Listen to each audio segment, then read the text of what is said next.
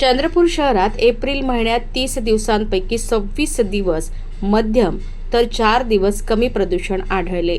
खुटाळा येथे इतकेच प्रदूषण असले तरी 2 दिवस अत्यंत प्रदूषित होते.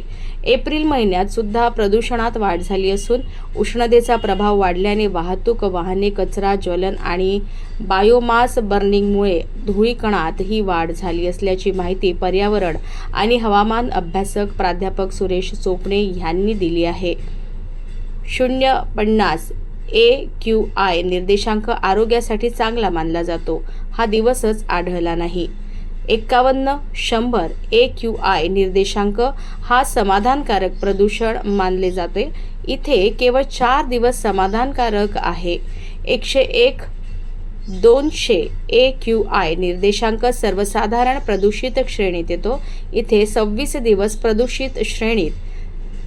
थर्मल पॉवर प्लांट, उद्योग, घरगुती कोळसा, ज्वलन, वाहनांची वाढती संख्या, त्यातून निघणारा धूळ, रस्त्यावरील धूळ, कचरा, ज्वलन, बांधकाम आणि स्थानिक उद्योग इत्यादी अनेक कारणांमुळे अलीकडे सर्वत्र प्रदूषणात मोठी वाढ झाली असून त्यातून आरोग्याच्या अनेक समस्या निर्माण झाल्या आहेत.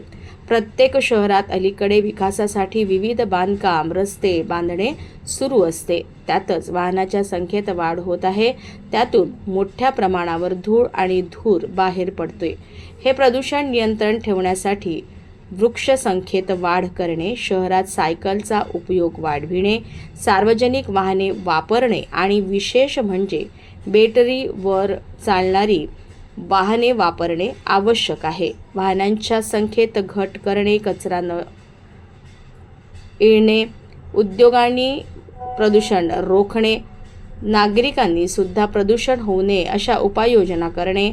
स्मोक टॉवर, फॉग मशीन आणि कृत्रिम पाऊस हे तात्पुरते उपाय आहेत. प्रशासनाने कडक उपाययोजना राबविण्यात आल्या तरच प्रदूषणावर नियंत्रण होऊ शकेल.